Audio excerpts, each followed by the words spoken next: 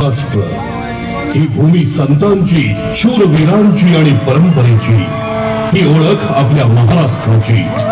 इथे प्रत्येक सण हा केवळ उत्सव नसतो, तो असतो भावनांचा, एकोप्याचा आणि संस्कारांचा संगम.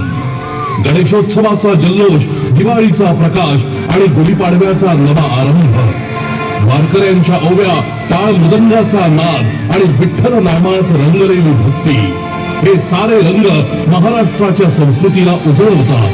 हाच आहे आपल्या परंपरेचा आत्मा. लावणीचा ठेका, पोवाड्यांची शौर्य गाथा आणि लोककलेतून उमटणारी जनभावना, हीच आहे आपल्या संस्कृतीची ओळख. संस्कार, आदर आणि एकोप्याची शिकवण देणारी ही परंपरा आपल्याला जोडते, घडवते आणि यशस्वी बनवते. महाराष्ट्र फक्त एक राज्य नाही, तो आहे आपला अभिमान. आता आपण अनुभवणार आहोत एक अद्भुत प्रवास. आकाशात पसरणारे विविध रंग, प्रकाश यांच्या संगतीने महाराष्ट्राच्या संस्कृतीचा, परंपरेचा आणि अभिमानाचा इतिहास.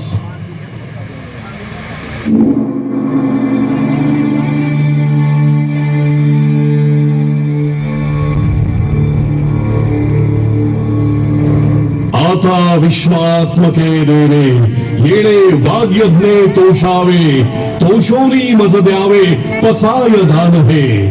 विश्व कल्याणाचे पसाय दान मागणाऱ्या ज्ञानेश्वर माऊलींचा हा महाराष्ट्र.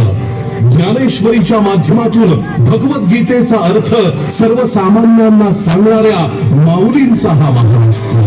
भागवत धर्माचा पाया रचणाऱ्या ज्ञानेश्वर माऊलींची ही 750वी जयंती. दुरितांचे तीव्र जाओ, विश्व स्वधर्म सूर्ये पाहो म्हणणाऱ्या ज्ञानेश्वर माऊलींना विनम्र अभिवादन.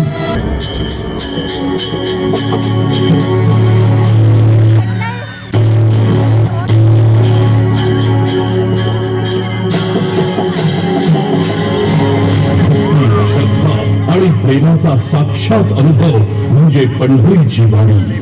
28 युग आपल्या भक्तजनांसाठी कटेवरी हात ठेवून विटेवरी उभा असलेला सावळा विठुराया आणि त्याची सोबती श्रद्धेची अनुभूती.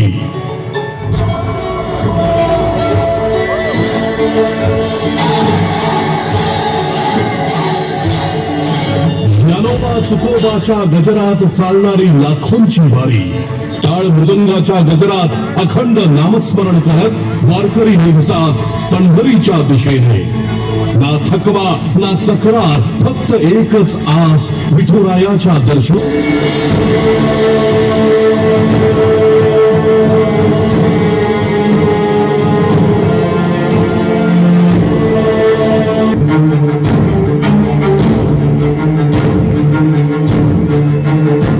हिंदवी स्वराज्य व्हावे येतो श्रींची इच्छा.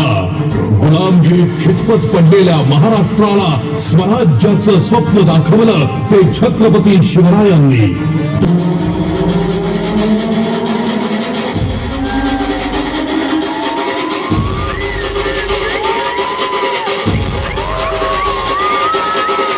ढोल ताशा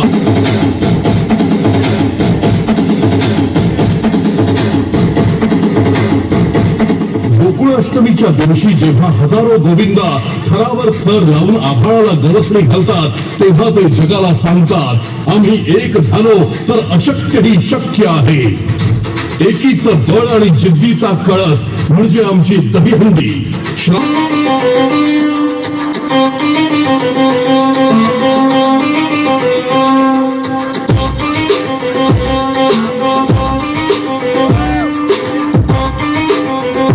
स्वप्नांची नगरी, कधीही न थांबणारं शहर मुंबई.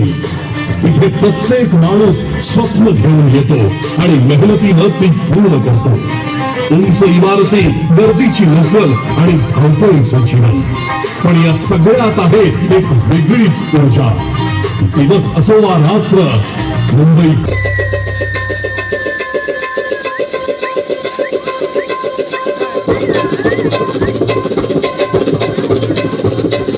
जातो आणि ढोलकीचा ठसकेबाज आवाज खुलतो, तेव्हा एका क्षणात काळजाचा ठोका चुकतो. कारण ही आहे आपली लावण्यवती लावणी. लावणी म्हणजे सौंदर्याचा एक अनमोल दागिना, जिच्या नजाकतीला आणि अदाकारीला तोड नाही. कधी शृंगाराचा ओघ, जनतेच्या उद्धारासाठी झटणारे